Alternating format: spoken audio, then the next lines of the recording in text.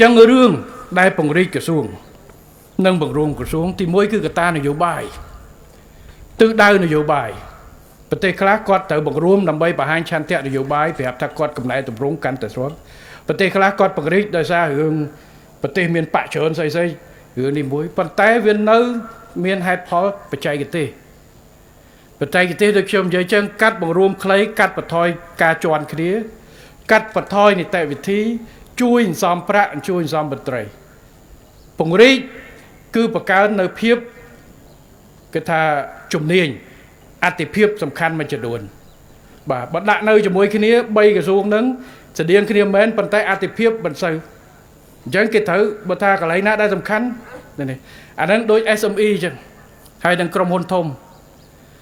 កាលមុនក្រុមហ៊ុនដូចតែអាមេរិកគាត់ធំក្រុមហ៊ុន GE ក្រុមហ៊ុនផលិតឡានអីផលិតខ្សែខ្យងនៅគាត់ទាំងអស់អញ្ចឹងគាត់មានមន្ត្រីគ្រប់ជំនាញទាំងអស់អញ្ចឹងគាត់ដាក់ទុនទៅវាចែកបន្តិចក្រោយមកគាត់កាត់អាខ្សែខ្យងចេញគាត់ទៅកងត្រាជាមួយក្រុមហ៊ុន SME ដែលផលិតខ្សែខ្យងហើយក្រុមហ៊ុនផលិតខ្សែខ្យងគាត់អត់ត្រូវការមនុស្សច្រើនទេ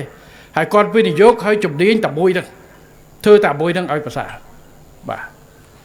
អញ្ចឹងខ្ញុំលើកឲ្យជូនទៅបងប្អូនដែលថា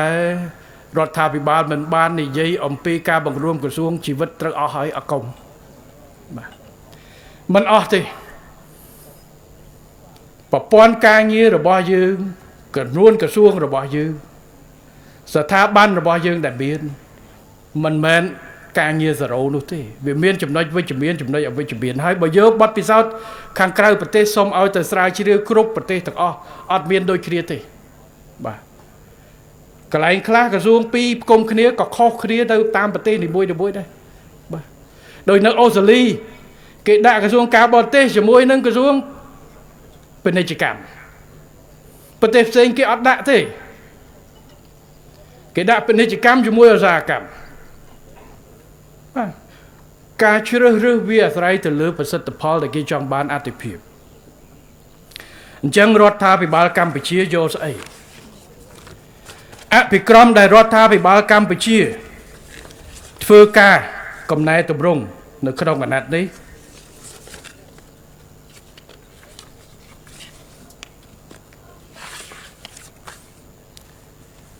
ចំពោះមុខ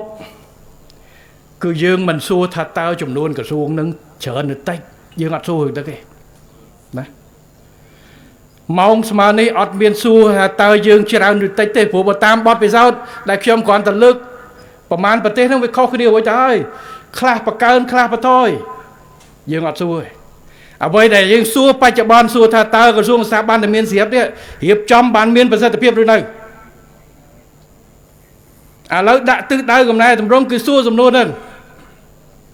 តើគាត់រៀបចំក្រសួងនឹងធំក្បាលពេកជើងទូចឬយ៉ាងម៉េចតើការងាររបស់គាត់ជន់ជាមួយក្រសួងផ្សេងទៀតឬមួយក៏យ៉ាងម៉េចតើផ្ទៃក្នុងនេះរបស់គាត់នេះតើនាយកដ្ឋានអគ្គនាយកនឹងវារៀបត្រូវនៅឬមួយក៏វាលើសវាខ្វះយ៉ាងម៉េចនេះគឺជាអភិក្រមរបស់កម្ពុជាអត់សួរហើយហេតុអីបានជាខ្ញុំមិននិយាយថាទៅមុខទៅធ្វើអីខ្ញុំមិននិយាយរឿងនេះមិនខុសពីរឿងអីផ្សេងរឿងនេះហ៊ានតែនិយាយគឺច្បោកច្បល់ពេញក្រសួងស្ថាប័នឡើយបាទខ្ញុំនិយាយតែអ្វីដែលយើងច្បាស់លាស់យើងបានសិក្សាហើយយើងដែលកំពុងតែធ្វើបើឲ្យខ្ញុំថាទៅថ្ងៃមុខយើងត្រូវបង្កើនឬបន្ថយអាហ្នឹងច្បោកច្បល់ពេញដល់ឥឡូវទៅបាទបើសិនជាធ្វើឧទាហរណ៍ថាខ្ញុំថាឥឡូវទៅបន្តបើមិនចាប់ដើមអង្គុយទាយឥឡូវពីណាត្រូវឡើងទេសរដ្ឋមន្ត្រីពីណាត្រូវអីច្បោកច្បល់ពេញហ្នឹងឥឡូវហើយបាទនេះគឺជាបញ្ហាយើងអត់និយាយទេអ្វីដែលនិយាយគឺភាពច្បាស់លាស់ហើយខ្ញុំនិយាយម្ដងទៀតតាំងពីដើមអាណត្តិមកដល់ម៉ោងនេះរដ្ឋាភិបាលអត់មានគម្រោងនៅក្នុងការកាត់បន្ថយឬបង្កើនក្រសួងស្ថាប័ននោះទេប៉ុន្តែអ្វីដែលសំខាន់គឺយើងប្រកាន់ជំហរពង្រឹងជាជាងពង្រីកពង្រឹងស្ថាប័នក្រសួងនីមួយៗដែលយើងធ្វើវិភាគមុខងារនិងកែតម្រង់មកដល់ម៉ោងនេះក្នុងនោះយើងធ្វើអីទី1ពង្រឹងរចនាសម្ព័ន្ធទី2ពង្រឹងប្រព័ន្ធការងារទី3ពង្រឹងធនធានមនុស្សធ្វើម៉េចដាក់អានឹងជាគោលដៅមុនសិនអ្វីដែលមានស្រាប់កុំអាលបោះវាចោល កុំអើប្រការផ្សេងទៅថាវាមិនតាន់ដើរត្រូវមើលវាសិនមានប្រព័ន្ធតែហើយក្រសួងស្ថាប័នប៉ុណ្ណឹងមន្ត្រីដែលយើងមានគ្រប់ក្រសួងស្ថាប័នតាំងពីថ្នាក់ជាតិដល់ក្រោមជាតិបែងចែកត្រូវបំពាក់ជំនាញត្រូវអត់តើក្រសួងស្ថាប័នមួយនេះវាជន់ការងារគ្នាយ៉ាងម៉េចជាមួយផ្សេងវិភាគញែកឲ្យដាច់តើនាយកដ្ឋានមួយអគ្គនាយកដ្ឋានមួយក្នុងក្រសួងនឹងត្រូវការជំនាញឬមួយកាត់បន្ថយកែសម្រួលយ៉ាងម៉េចយើងធ្វើអាហ្នឹងតើតើរឿងវិធានបទនេះគឺជាវិធានបទដែលនៅវេទិកាអនាគតគឺយើងបានសិក្សាច្រើនហើយយើងជំរុញច្រើនប៉ុន្តែតើតើរឿងអភិបាលកិច្ចបើសិនយើងមើលមែនតើវាមានការរៀបចំអភិបាលកិច្ចឬមួយរៀបចំរចនាសម្ព័ន្ធនៃរដ្ឋាភិបាលឬមួយក៏នៃរដ្ឋទាំងមូលវាមានលក្ខណៈសំខាន់មួយចំនួនប៉ុន្តែគេសួរថារៀបចំនឹងដើម្បីដឹកអ្វីទៅទិសណាយើងគិតថាអភិបាលកិច្ចឬមួយក៏រដ្ឋាភិបាលឬមួយក៏ហៅ public administration រដ្ឋបាលសាធារណៈគឺដូចយានជំនិះអញ្ចឹងគេរើសយានជំនិះឬមួយក៏គេសាងសង់គឺគេរៀបយានជំនិះអាស្រ័យទៅលើតម្រូវការរបស់អ្នកជិះសំណួរសួរតើណាគេជាអ្នកជិះតើណាទៅទិសណាបើសិនយើងឈានទៅរកឧទាហរណ៍ការជួយប្រជាពលរដ្ឋ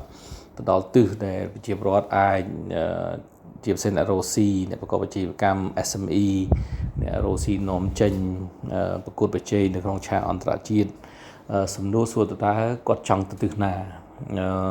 យើងមើលមែនតើទៅគឺតាំងពីអ្នករស់ស៊ីតាំងពីអ្នកដែលនាំចេញដែលត្រូវការប្រកួតប្រជែងនៅក្នុងទីផ្សារអន្តរជាតិតាំងពីជាប្រវត្តិក្នុងការគ្រាន់តែរស់នៅជីវិតប្រចាំថ្ងៃគាត់ត្រូវការអ្វីខ្លះហើយបន្ទាប់ត្រូវការអ្វីខ្លះតែយើងរៀបចំរចនាសម្ព័ន្ធរដ្ឋបាលសាធារណៈគឺដើម្បីដឹកជញ្ជូនទៅដល់ទិសដៅនឹងឬមួយអត់ឥឡូវយើងមើលរឿងសំខាន់ដែលប្រជាពលរដ្ឋត្រូវការប្រទេសណាក៏ដោយប្រជាពលរដ្ឋណាក៏ដោយគឺត្រូវការសន្តិសុខនេះមានសន្តិសុខ2សន្តិសុខជាតិថ្នាក់ជាតិនឹងបានន័យថាហៅពីអង់គ្លេស National Security សន្តិសុខថ្នាក់ជាតិវាតាក់ទងរឿងការពារប្រទេសជាតិកុំឲ្យគេមានគេឈ្លានពានកុំឲ្យមានបរទេសមកធ្វើបាបកុំឲ្យមានគេមកបំពានទឹកដីបូរណភាពវាមានទឹកដីវាមានបូរណភាពក្នុងផ្ទៃក្នុងហ្នឹងគឺបានន័យថាមិនជួនកាលមិនឈ្លានពានពីខាងទឹកដីទេប៉ុន្តែអាចមកគ្រប់គ្រងពីខាងក្នុងទៅវិញអាហ្នឹងក៏តាក់ទងរឿងឯករាជ្យភាពឬមួយបូរណភាពដែរចឹងប្រជាពលរដ្ឋប្រទេសណាក៏ដោយជាជាតិមួយគឺចង់បានអត្តសញ្ញាណការការពារជាតិប្រទេសជាតិរបស់ខ្លួនទី2អ្វីដែលប្រជាពលរដ្ឋចង់បានហ្នឹងគឺសន្តិសុខហ្នឹងគឺដូចគ្នាអញ្ចឹងគឺតាក់ទងរឿងតើគាត់រស់នៅហ្នឹងគឺបានសុខអត់មានក្មេងទំនើងមានអំណាចទំនើងមានអាវុធទំនើងមានលុយទំនើងឬមួយក៏មានអ្នកប្រើប្រាស់គ្រឿងញៀនដែលអាចបង្កអសន្តិសុខដល់គាត់មានអ្នកស្វឹងស្រាអាចបង្កសន្តិសុខដល់គាត់មានអ្នកបើកឡានដែលបង្កអសន្តិសុខដល់គាត់ដែលអាចដោយស្វឹងឬមួយអីចឹងតែហ្នឹងតាក់ទងរឿងសន្តិសុខអញ្ចឹងសំណួរសួរតើប្រជាពលរដ្ឋចង់បានអីហើយយើងរៀបចំរចនាសម្ព័ន្ធវាមិនដើម្បីដឹកនាំដល់ទិសដៅដែលប្រជាពលរដ្ឋចង់បានហ្នឹងតាំងពីសន្តិសុខតាំងពីសេដ្ឋកិច្ចការប្រកបអាជីវកម្មចេញពីការប្រកួតប្រជែងនៅក្នុងដែលការប្រកបដោយរលូននិងងាយដែលមានការការពារនិងគ្រប់គ្រងជាជាងមានការមកគោះទ្វារគ្រប់ទិសគ្រប់កន្លែងអញ្ចឹងណារដ្ឋបាលកិច្ចដែលធ្វើឲ្យមានការពិបាកដល់ប្រជាពលរដ្ឋណាអញ្ចឹងអ្វីប្រជាពលរដ្ឋចង់បានគឺច្បាស់ហ្មងគឺគាត់ចង់បានការរៀបចំមួយដែលជួយគាត់ហើយទោះបីពន្ធដារគាត់មានកាតព្វកិច្ចក្នុងការបង់ពន្ធចូលរដ្ឋដើម្បីរដ្ឋនឹងមានលុយដើម្បីធ្វើការងារក៏គាត់មិនចង់ឲ្យទៅធ្វើបង់ពន្ធមួយដែលវាខ្ជះខ្ជាឬមួយក៏អ្នកដែលយកទៅអត់ធ្វើការងារឬមួយក៏មានអំពើពុករលួយដែលធ្វើឲ្យអ្នកខ្លះបង់អ្នកខ្លះអត់បង់អីចឹងទៅធ្វើឲ្យប្រជាពលរដ្ឋក៏ឈឺទៀតទាំងអស់ហ្នឹងគឺជារឿងមួយដែលយើងនិយាយពីរឿងទូរទស្សន៍របស់រដ្ឋាភិបាលហើយអ្វីដែលយើងរុញពីការកំណែតម្រង់នេះគឺយើងត្រូវសួរអញ្ចឹងសិនថាមិនមែននឹងកាយតម្រង់ចំនួនក្រសួង4 10ឬមួយ8 10ឬមួយក៏ត្រូវការចវាយខេត្តប្រមាណពី25ទៅប្រមាណទៅ40ឬមួយក៏ទៅ5 10អីទេវាតាក់ទងឬតារៀបចំរចនាសម្ព័ន្ធមិនដើម្បីផ្ដល់សេវាកម្មដល់អ្វីដែលប្រជាពលរដ្ឋចង់បានហើយត្រូវការ ហើយជាសិទ្ធិសេរីភាពរបស់ប្រជាពលរដ្ឋដែលមានការពារដោយរដ្ឋធម្មនុញ្ញរបស់យើងអានឹងជាកាតព្វកិច្ចក្នុងការរដ្ឋាភិបាលក្នុងការការពារសិទ្ធិនិងផ្ដល់ឱកាសដល់ប្រជាពលរដ្ឋក្នុងការគាត់រស់នៅដោយផាសុកភាពដោយថ្លៃថ្នូរអានេះគេ life of dignity សំណួរសួរទាំងអស់ហ្នឹងសួរតើយើងត្រូវកែខ្លះអញ្ចឹងមកខ្ញុំស្នើថាឧទាហរណ៍ការរៀបចំធ្វើម៉េចឲ្យរលូនហ្នឹងគេសំណួរសួរធ្វើម៉េចឲ្យរៀបចំឲ្យរលូនអាហ្នឹងឯងជាសំណួរដែលយើងត្រូវឆ្លើយថាតើយើងត្រូវរៀបចំក្រសួងប៉ុន្មានហ្នឹងហើយតើក្រសួងមួយហ្នឹងរៀបចំធ្វើម៉េចឲ្យគាត់រលូនបំពេញតួនាទីដែលប្រជាពលរដ្ឋត្រូវការដូចយើងស្រុកយើងអញ្ចឹងយើងយល់តែស្រុកយើងអត់មានប្រេងកាតប្រេងអីប្រេងដែលយើងរោមកពីក្រោមដីពីក្រោមសមុទ្រទេអញ្ចឹងដោយសារអញ្ចឹងយើងអត់ត្រូវមានក្រសួងប្រេងទេតែនៅតំបន់នៅប្រទេសអារ៉ាប់អ៊ីរ៉ង់ឬមួយអារ៉ាប់ឬមួយក៏សាអូឌីអារ៉េប៊ីឬមួយប្រទេសមួយចំនួនដែលមានប្រេងច្រើនហ្នឹងគេមានក្រសួងប្រេងហ្មងរដ្ឋមន្ត្រីប្រេងហើយជារដ្ឋមន្ត្រីមួយធំដុំទៅទៀតអាហ្នឹងខ្ញុំយល់អាហ្នឹងដោយសារគេមានលក្ខណៈពិសេសនៃប្រទេសហ្នឹងប៉ុន្តែប្រទេសទូទៅគឺគេមានមិនស្តៀងគ្នាគាត់ខុសគ្នាទីទួយទេឧទាហរណ៍នៅជប៉ុនអញ្ចឹងគេមានក្រសួងព័ត៌មានទេសចរហ្នឹងគឺនៅតែជាមួយគ្នានឹងតែវប្បធម៌ហ្នឹង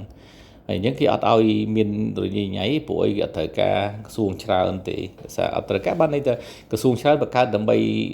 នាំទៅដល់ផលអីខ្លះសម្រាប់ប្រជាពលរដ្ឋបើអត់ទេគេអត់បង្កើតទេនៅគេអត់មានក្រសួងផែនការទេតែគេមានក្រសួងផែនការហ្នឹងជាមួយចូលគ្នាជាមួយនឹងក្រសួងអីផ្សេងដូចជាគណៈរដ្ឋមន្ត្រីឬមួយក៏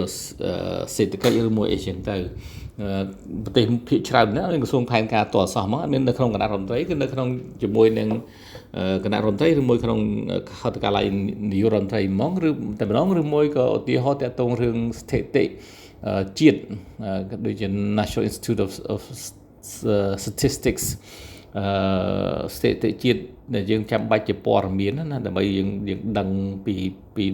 ជាតិណាពីដំណើរការជាតិដូចជាប្រជាពលរដ្ឋយើងមានប្រមាណហើយចំនួនប្រជាពលរដ្ឋប្រមាណហើយនៅខេត្តណាខ្លះមានសេដ្ឋកិច្ចមិនមានចាស់ប្រមាណអាយុប្រមាណអីម៉ានអាស្ថិតិជាតិហ្នឹងគឺ socio economics statistics ហ្នឹងអាហ្នឹងគឺគេមិនបាច់មានក្រសួងផងនៅភាគច្រើនគឺគេធ្វើនៅតែការិយាល័យណាមួយហើយនៅក្នុងក្រោមក្រសួងសេដ្ឋកិច្ចឬមួយក្រសួងសេដ្ឋកិច្ចទៀតអាចនៅក្រោមគណៈរដ្ឋមន្ត្រីទៀតក៏ចប់រឿងទៅទុកឲ្យការរៀបចំជា road map ហ្នឹងនៅក្នុងក្រសួងនីមួយៗហៅ line ministry ក្រសួងនីមួយៗជាអ្នកធ្វើមកជាអ្នករៀបចំទៅដើម្បីគាត់ដឹងច្បាស់លាស់ហើយបន្ទាប់មកគេគណៈរដ្ឋមន្ត្រីហ្នឹងរួមហ្នឹងជាអ្នកនាយករដ្ឋមន្ត្រីជាអ្នកសម្របសម្រួលហ្នឹងគឺជាអ្នកអនុម័តទៅជាអ្នកសម្រេចទៅហើយយើងដាក់ទៅរដ្ឋសភាដែលមានតួនាទីជាអ្នកចង្អុលទិសជាអ្នកអនុម័តជាមកសម្រេចធំនៅក្នុងប្រទេសមួយហ្នឹងនៅយើងបែងចែកក្រសួងច្រើនមិនមែនប៉ុន្តែការងារនៅហៅឯកោនៅពីអង់គ្លេសហៅ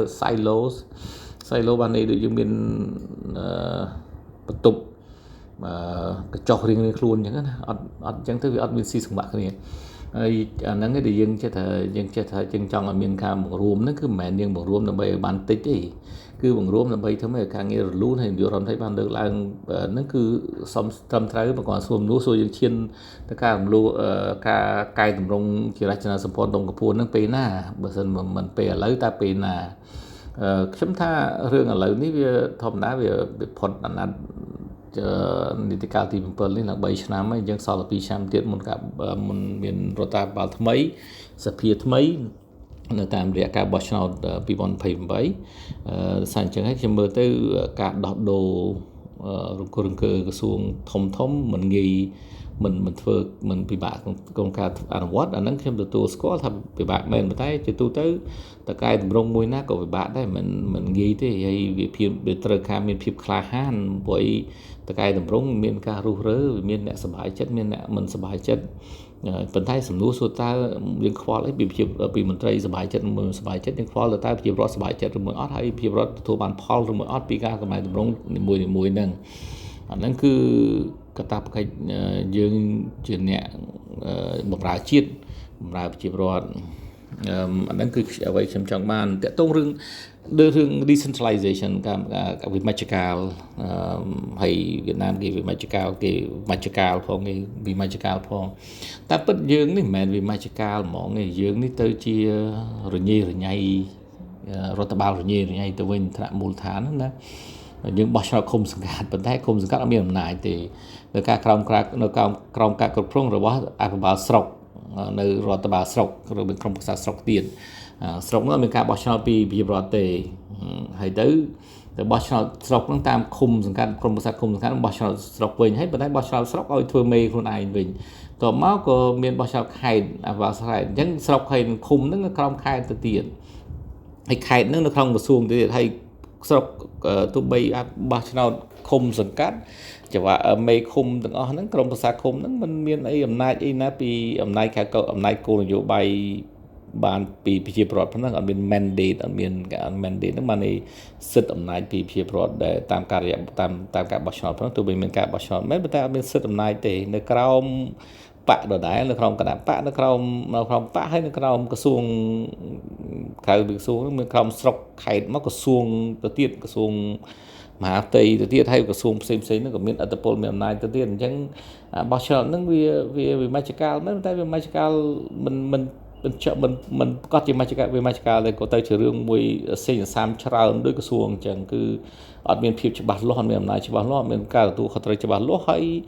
ជាក់ស្ដែងមែនតើអត់មានអំណាចគោលនយោបាយនិងអំណាចហិរញ្ញវត្ថុហៅ fiscal independence ឬមួយក៏ហៅហិរញ្ញវត្ថុស្វ័យយ័តដែលប្រជាពលរដ្ឋជាអ្នកផ្ដល់អំណាចឲ្យនឹងហើយបើអត់អញ្ចឹងដែរបោះឆ្នោតឃុំសង្កាត់រាល់ថ្ងៃគឺបោះឆ្នោតជាការហាត់លំហាត់ប្រាណមួយលំហាត់មួយដែលខ្ញុំមើលទៅបានតែរូបភាពប៉ុន្តែគ្មានផលប្រយោជន៍ខ្ញុំមើលទៅគ្មានផលប្រយោជន៍ទេប៉ុន្តែទី2យើងមានថ្នាក់រដ្ឋាភិបាលយើងច្រើនពេកថ្នាក់ជាតិថ្នាក់ខេត្តថ្នាក់ស្រុកថ្នាក់ឃុំហើយកាលពីដើមมันមានថ្នាក់ភូមិទោះបីភូមិនឹងយើងដកជាផ្លូវការក៏ដោយយើងនៅមានមេភូមិនៅមានអីទូរនទីដដែលយើងច្រើនជាន់ពេកហើយអញ្ចឹងហើយមិននៅគេពង្រួមមែនគឺតែគេមួយរួមមើលទៅដូចមជ្ឈការប៉ុន្តែទៅជារឿងមួយមជ្ឈការវិញដោយសារចង្វាយខេត្តគេមានអំណាចច្បាស់លាស់ចង្វាយខេត្តគេមានអំណាចពិតប្រាកដមែនទែនទៅលើការគ្រប់គ្រងអប់រំពីថ្នាក់បតីដល់ថ្នាក់ទី12គេរៀបចំតាំងពីថវិកាគេរៀបចំតាំងពីការអប់រំនៅខេត្តគេអញ្ចឹងអាហ្នឹងគេអប់រំរបស់គេនឹងរីកចម្រើនអាហ្នឹងគេហៅថារៀបចំរចនាសម្ព័ន្ធរដ្ឋបាលហ្នឹងសាធារណៈដើម្បីផលប្រយោជន៍អីមួយដើម្បីឧទាហរណ៍ការពង្រឹងអប់រំវាមានផលប្រយោជន៍សម្រាប់សង្គមសម្រាប់ប្រទេសជាតិសម្រាប់ប្រជាពលរដ្ឋអាហ្នឹងគេរៀបចំអញ្ចឹងទៅគេឲ្យអំណាចពិតប្រាកដអញ្ចឹងទៅឲ្យថវិកាពិតប្រាកដអញ្ចឹងទៅក្រសួងហ្នឹងចាំតែជា regulator បានជាអ្នកឃ្លាំមើលហើយជាអ្នកធ្វើម៉េចកុំឲ្យតែគេហៅតម្រង់ទិសឬមួយចែកអំណាចពិតប្រាកដច្បាស់លាស់អញ្ចឹងទៅវាអាចនៅក្នុងប្រទេសខ្លះដូចខ្ញុំស្នើពីដើមមកយើងឲ្យថ្នាក់ឧទាហរណ៍ណាបើសិនយើងអត់ចង់លុបរដ្ឋបាលទេយើងឲ្យថ្នាក់ស្រុកគ្រប់គ្រងអប់រំហ្នឹងគ្រប់គ្រងអប់រំទាំងស្រុងតែម្ដងមានទាំងថវិកាមានទាំងអីទាំងអស់ហ្នឹងពីថ្នាក់មត្តេយ្យដល់ថ្នាក់ទីឧទាហរណ៍ដល់ថ្នាក់ទី10ទី9ហើយថ្នាក់ទី10ដល់ថ្នាក់ទី12ហ្នឹងគឺឲ្យថ្នាក់ខេត្តជាអ្នកបើកសាលាហ្នឹងទៅហើយព្រោះថ្នាក់ពី10ដល់12ហ្នឹងវាមានអាចជ្រើសរើសទៅជំនាញ TVET ណាហៅ TVET ឬមួយជំនាញពិតប្រាកដឬមួយក៏វិស័យអប់រំបន្តអប់រំដើម្បីឈានទៅដល់សាកលវិទ្យាល័យអញ្ចឹងទៅហើយនៅក្នុងសាកលវិទ្យាល័យហ្នឹងឲ្យគ្រប់គ្រងជាស្វ័យយ័តសាកលវិទ្យាល័យមួយហ្នឹងគ្រប់គ្រងជាស្វ័យយ័តទៅថ្នាក់ពីថ្នាក់ទី12ទៅហ្នឹងពីចូល college ចូលសាកលវិទ្យាល័យហ្នឹងអាចគ្រប់គ្រងដោយស្វ័យយ័តទៅប៉ុន្តែក្រសួងជាអ្នក regulate ជាអ្នកចាត់ចែងនៅថ្នាក់ក្រសួងថ្នាក់ជាតិអញ្ចឹងទៅអាហ្នឹងបើសិនជួយអញ្ចឹងមែនក៏បានដែរវាមានរឿងកលឹះមួយចំនួនប៉ុន្តែបើសិនជាយើងឲ្យទៅថ្នាក់ជាតិឬមួយក៏ថ្នាក់ខេត្តឬមួយថ្នាក់ស្រុកសំណួរសួរណាគេដែលខ្លំមើលថ្នាក់ស្រុកហ្នឹងគាត់ធ្វើអីប្រេះប្រាស់វាមានកលកតាមួយចំនួនវាអាចឲ្យមាន ACU ឬមួយក៏ឲ្យមានក្រុមដើម្បីខ្លំមើលកុំឲ្យតែពុកលួយកុំឲ្យអីជាងទៅឲ្យមានការបោះឆ្នោតដោយផ្ទាល់ពីចង្វាយស្រុកដើម្បីចង្វាយស្រុកហ្នឹងគេជាតួនាទីនយោបាយអញ្ចឹងទៅមានការបោះឆ្នោតពីប្រជាពលរដ្ឋអញ្ចឹងទៅចង្វាយស្រុកធ្វើមិនត្រឹមទៅរឿងវិស័យសន្តិសុខមួយក្មេងដំណើរក្រោយពីវិស័យអប់រំដែរអាហ្នឹងគេតម្លាក់ចង្វាយស្រុកអញ្ចឹងទៅហើយសំណួរសួររឿងផ្លូវនៅគេអញ្ចឹងទៅចង្វាយក្រុងគេនៅ London ហ្នឹងគឺគេមានជានយោបាយមានចេះរឿងអប់រំមានចេះរឿងសន្តិសុខមានចេះរឿងផ្លូវដូចជា public transport ឬមួយក៏ហៅដឹកជញ្ជូនណាប៉ុន្តែគេរើសឲ្យអ្នកនយោបាយហ្នឹងគេឲ្យទទួលខុសត្រូវជាមួយប្រជាពលរដ្ឋតបហើយគាត់ហ្នឹងមានកាតព្វកិច្ចមួយរើសអ្នកជំនាញមួយឲ្យទៅជា commissioner នៅ London អញ្ចឹងគេមានចៅហ្វាយក្រុងហ្នឹងគេរើស commissioner ទៅលើ public transport ហ្នឹងគឺអ្នកជំនាញសុទ្ធហ្មងអត់មានជាអ្នកនយោបាយទេហើយតែក៏រើសអ្នកជំនាញនឹងធ្វើការមិនបានល្អគាត់ដូរទៅបើគាត់អត់ដូរគេដូរគាត់ចៅហ្វាយក្រុងហ្នឹងអញ្ចឹងគាត់ជាអ្នកឃ្លាំមើលមានកាតព្វកិច្ចឃ្លាំមើល commissioner នឹងអ្នកជំនាញហ្នឹងផ្នែកឧទាហរណ៍ផ្នែកដឹកជញ្ជូនគាត់អាចរើសមេប៉ូលីសមួយអធិការប៉ូលីសហ្នឹងអញ្ចឹងបើសន្តិសុខនឹងមានបញ្ហាអីក្មេងដំណឹងនៅក្រុងគាត់ច្រើន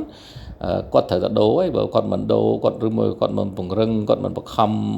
អ្នកដែលគាត់រើសនឹងឲ្យធ្វើការល្អទេគាត់ត្រូវតែដូររើសអ្នកល្អជាងហ្នឹងឬមួយក៏ប្រជាពលរដ្ឋដូរគាត់អាហ្នឹងគេនិយាយចឹងតែអប់រំគេចឹងដែរគេឲ្យគាត់រើសអាចហៅនៅស្រុកគេហៅដូចស្រុកអាមេរិកគេហៅ superintendent ប្រធានអប់រំស្រុកឬមួយក្រុងអីចឹងទៅបន្ទាប់មកបើអប់រំមិនស្មើក្រុងដតីស្រុកដតីអន់ជាងគេអន់ជាងអញចៅហ្វាយក្រុងដូរទៅហើយបើដូរបានទេគេប្រយ័ត្នប្រជាពលរដ្ឋដូរចៅហ្វាយក្រុងនឹងចឹងទៅអានេះគេមានរៀបចំប្រតិសម្ព័ន្ធវាស៊ីសង្វាក់ប៉ុន្តែមិនមែនរឿងអីទាំងអស់គឺរឿងនយោបាយយើងមិនចង់ឲ្យចៅហ្វាយស្រុងនឹងចៅហ្វាយក្រុងចៅហ្វាយអីចៅហ្វាយស្រុកចៅហ្វាយអីទៅជារឿងបោះឆ្នោតបែបនយោបាយតែពិតគួរបោះឆ្នោតជាលក្ខណៈបុគ្គលឯកតនាមទៅកុំឲ្យរឿងបកពួកនយោបាយគេរឿងអីទាំងអស់គឺជារឿងគណៈបកនយោបាយទាំងអស់អាហ្នឹងទុកឲ្យថ្នាក់ជាតិនៅសភាជាតិហ្នឹងជាថ្នាក់នយោបាយហ្នឹងគឺជារឿងមួយល្អបំផុតបាទចំណុចទី1ខ្ញុំយល់ឃើញថាក្នុងដំណើរការកំណែតម្រង់អភិបាលកិច្ចរដ្ឋជាពិសេសគឺកំណែតម្រង់នៅកម្រិតស្ថាប័នជាតិកម្រិតក្រសួងនៅថ្នាក់ជាតិនេះគឺយើងឃើញមានការបដិញ្ញាចិត្តខ្ពស់ពីរដ្ឋាភិបាលហើយក្រសួងមួយក៏ហាក់ដូចជាបង្ហាញឆន្ទៈនិងស្មារតីមើងម៉ាត់នៅក្នុងការធ្វើកំណែតម្រង់ប្រព័ន្ធអភិបាលកិច្ចនេះដែរក៏ប៉ុន្តែអ្វីដែលជាទស្សនៈរបស់ប្រជាពលរដ្ឋទូទៅយល់ឃើញថាចំនួនក្រសួងស្ថាប័នក៏ដូចជារាជធានីខេត្តនៅក្នុងប្រទេសកម្ពុជានឹងគឺវាមានចំនួនច្រើនជ្រុលច្រើនហួសពីចំនួនក្រសួងស្ថាប័នដែលប្រៀបធៀបជាមួយនឹងប្រទេសក្បែរខាងយើងជាពិសេសប្រៀបធៀបជាមួយនឹងវៀតណាមដែលគេមានប្រជាជន100លានអ្នកផ្លាយហើយក្រសួងគេបើគិតទៅប្រហែលជាតិចជាងយើងជាងពាក់កណ្ដាលតែយ៉ាងណាក៏ដោយនោះគឺជាឆន្ទានុសិទ្ធិរបស់ប្រមុខរដ្ឋាភិបាលបង្រួមក្រសួងចូលគ្នាឬក៏លុបក្រសួងខ្លះចោលអាហ្នឹងគឺជាឆន្ទានុសិទ្ធិរបស់ប្រមុខរដ្ឋាភិបាលទេក៏ប៉ុន្តែអ្វីដែលយើងត្រូវធ្វើចំពោះមុខគឺការពង្រឹងសមត្ថភាពស្ថាប័នសមត្ថភាពមនុស្សហើយត្រូវអនុវត្តនៅទូនាទីភារកិច្ចសមត្ថកិច្ចការងារស្នូលរបស់ក្រសួងស្ថាប័ននីមួយៗហ្នឹងឲ្យបានពេញលេញឲ្យបានត្រឹមត្រូវជៀសវាងការ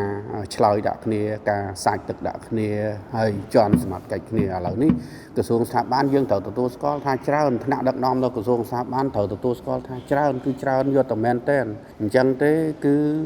ដើម្បីបញ្ជៀសកុំឲ្យជំងឺសាច់ទឹកដាក់គ្នាគឺ